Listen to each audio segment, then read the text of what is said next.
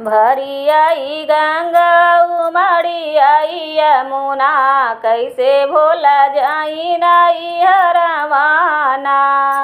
भरी आई गंगा उमड़ी आई यमुना, कैसे भोला जाई नाई हरवाना। मचिया ही बैठी मोरी माई जो हता होइया, मचिया ही बैठी मोरी माई जो हता होइया। अब बेटी घर नहीं आई ना, अब बेटी घर नहीं आई ना। भरी आई गंगा उमड़ी आई यमुना, कैसे भोला जाई नाई हरवाना।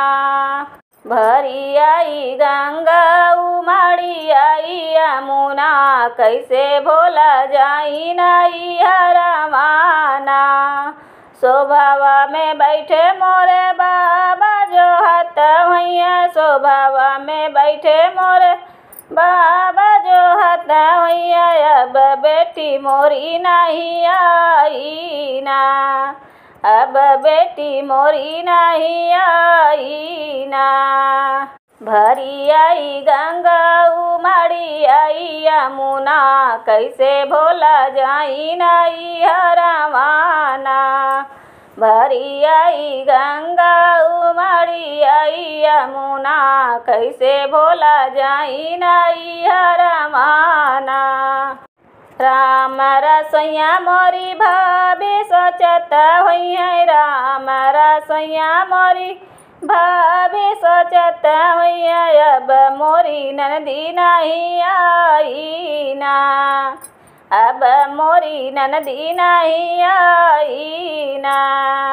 अब के फेंकाई मोर गुड़िया, अब मोरी ननदी नहीं आई ना।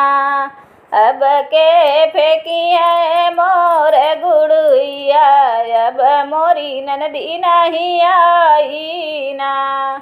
भरी आई गंगा उमड़ी आई यमुना, कैसे भोला जाई नाई हरवाना। भरी आई गंगा उमड़ी आई यमुना, कैसे भोला जाई नाई हरवाना।